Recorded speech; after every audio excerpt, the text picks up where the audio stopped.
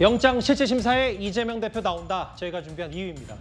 정치적인 건 이렇게 정치적인 거고 이재명 대표 당장 구속 위기에 몰렸으니까 법적인 것부터 분명히 따져봐야 됩니다. 이르면 다음 주 화요일 밤에 이재명 대표의 구속 여부가 결정이 됩니다.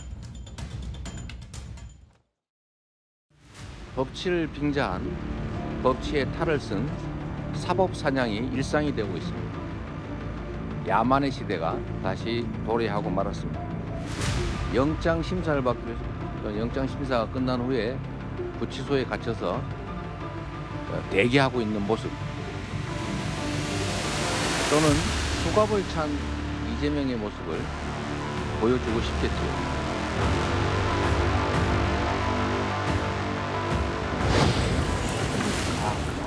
국회의원 이재명 체포동의안은 가결되었음을 선포합니다.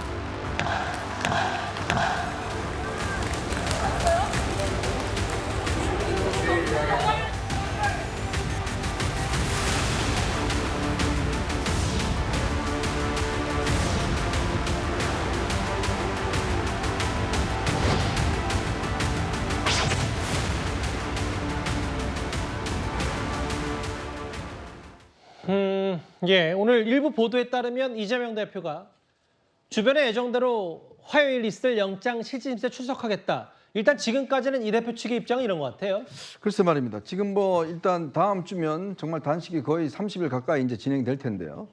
일단 영장 실질 심사라는 것은 어떤 이 영장에 대해서 이 피의자 측이 치열하게 어떤 공방을 벌이는 그런 시간이거든요. 예. 자, 그런 시간에 지금 말도 제대로 못하는 이재명 대표가 본인이 나가겠다? 저는 이게 과연 앞뒤가 맞는 생각인지 모르겠습니다. 본인이 나가서 뭔가 지금 반박을 할 수 있을까요? 그런 기력 자체도 없는 상황 아니겠습니까? 근데 굳이 나가겠다고 이야기하는 것은 자신이 침대에 실려서 가서 그 어떤 모습 자체를 판사에게 보여주고 싶다. 아마 그런 어떤 취지일 겁니다. 한편으로 판사에게 좀 더 동정심을 얻겠다는 그런 행동이 아닌가. 저는 정말 본인이 계속 단식을 하겠다고 그러면 일단 실질심사 포기하고 서류 심사로서 대체하는 게 저는 그게 정도라고 생각이 듭니다. 예. 근데 굳이 지금 저런 침대에 실려서 법정에 나간다는 것 자체는 판사에게 상당한 압박을 주겠다 이런 의도가 있는 거 아니겠습니까? 예. 저는 그런 면에서 지금 이재명 대표가 검찰도 무시하고 그러면 이제 법원까지도 무시하려고 하는 게 아닌가. 정말 지금의 자세라면 국회 의결을 존중하고 그리고 단식을 중단하고 그리고 본인이 건강을 챙겨서 법정에 나가서 본인이 어떤 이 결백을 이야기하는 것들이 가장 저는 기본적인 절차라고 생각드는데 법원에마저 저런 모습으로 나간다? 참 저는 이해할 수 없습니다.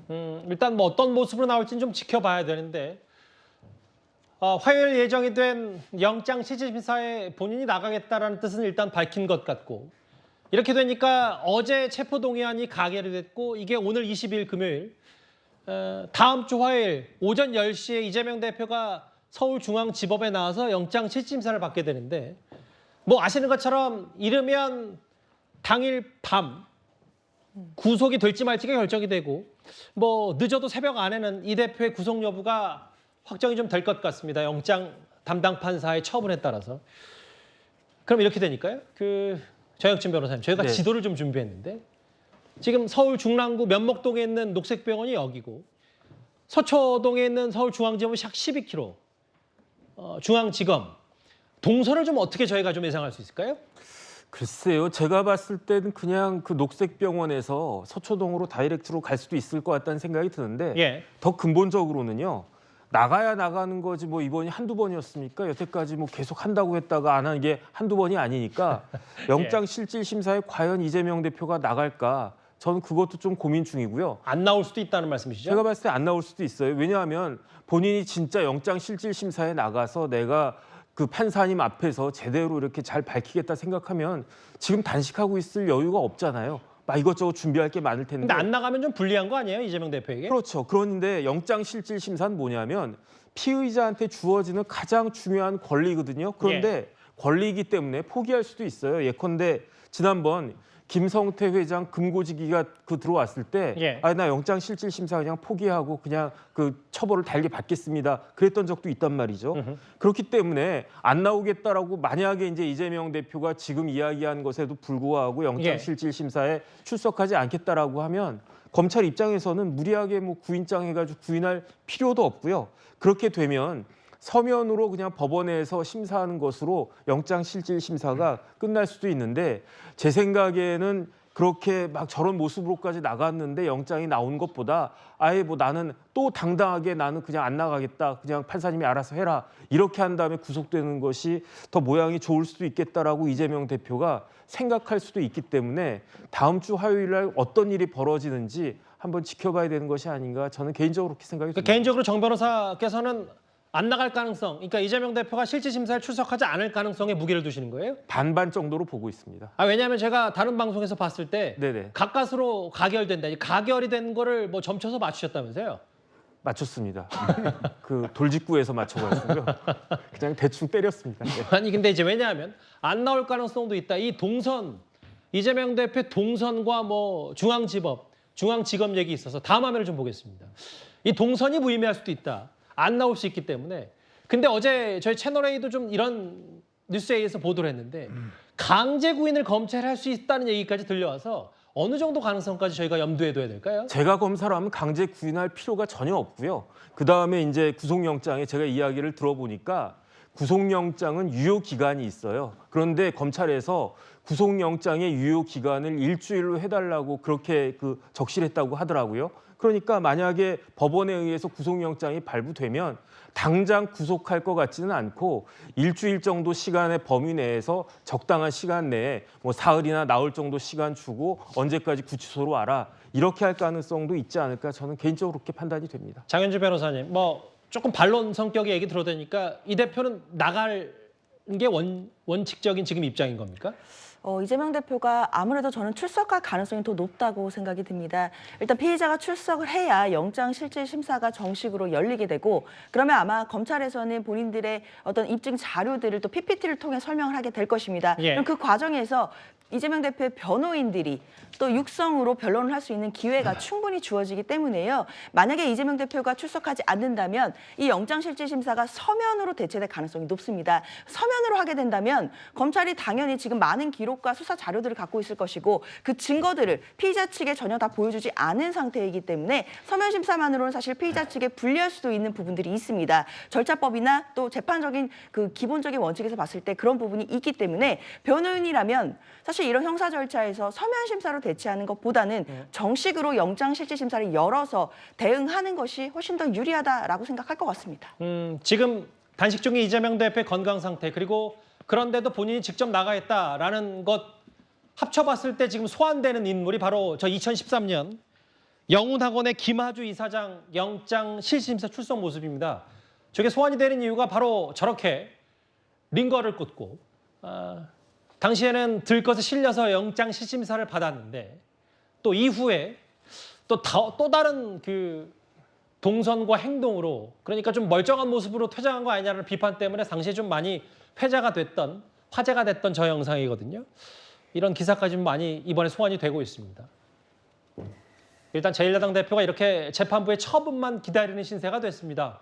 그런데 민주당에서는 벌써부터 사법부를 압박하는 듯한 발언까지 나왔습니다. 민주주의 최후의 보루로서 사법부가 제 역할을 다해주기를 촉구합니다. 거듭 말씀드리지만 이재명 대표를 구속해야 할 사유가 전혀 없습니다. 검찰이 주장하는 혐의는 터무니없고 변변한 물증조차 없습니다. 주거가 일정하고 도주나 증거인멸 우려도 없습니다.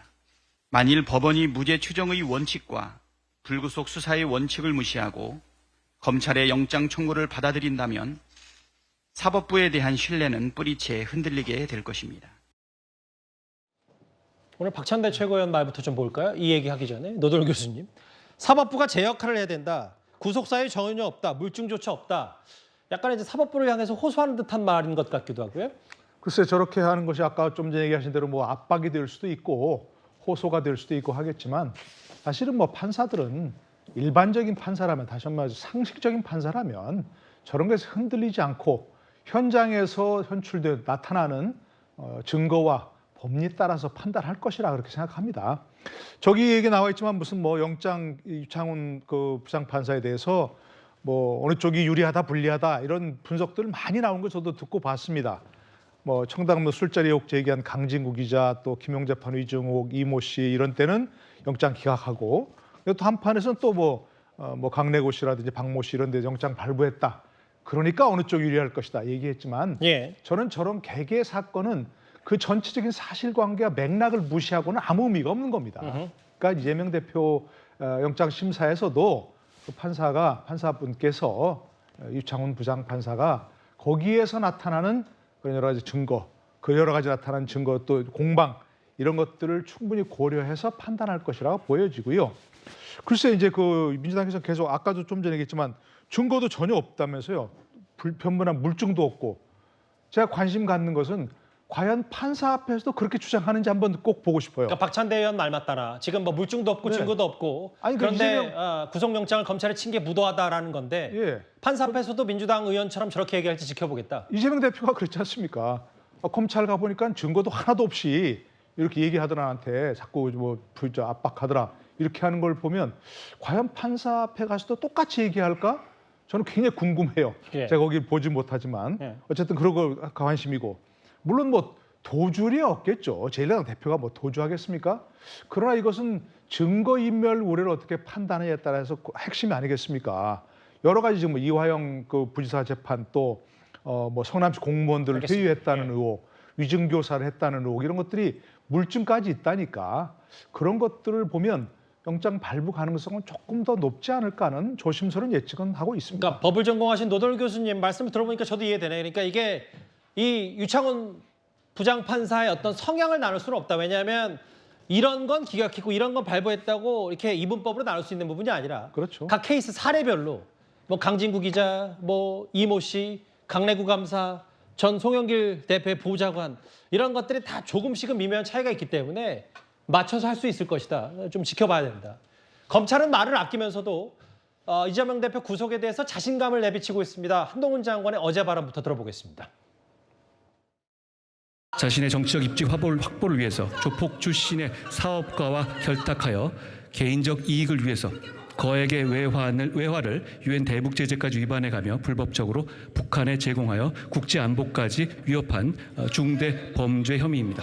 대장동 위례 그리고 오늘의 백현동 사업 비리까지 모두 이재명 의원이 약 8년간 성남시장 시절에 잇따라 발생한 대형 개발 비리 사건들입니다. 하위 실무자들에 대한 책임 전가 등 행태와 허위 증거 작출 등의 대응 방식도 매우 유사하며 이러한 갖가지 사법 방해 행위들의 최대 수혜자는 이재명 의원이었습니다. 이러한 대규모 비리 혐의 정점은 이 의원이고 지금은 주권자인 국민들께 한 약속을 지킬 때입니다. 검찰은 보신 것처럼 구속영장 기각을 아예 상상조차 하지 않는다라는 입장도 있고 중앙일보 보도에 따르면 과거에 영장 전담 판사를 지냈던 한 변호사 얘기는 이렇습니다. 지금 동료 의원들이 감사줄 수도 있는 상황에서 체포동의를 가결했다는 건 영장 발부에 상당한 근거가 될 수 있다.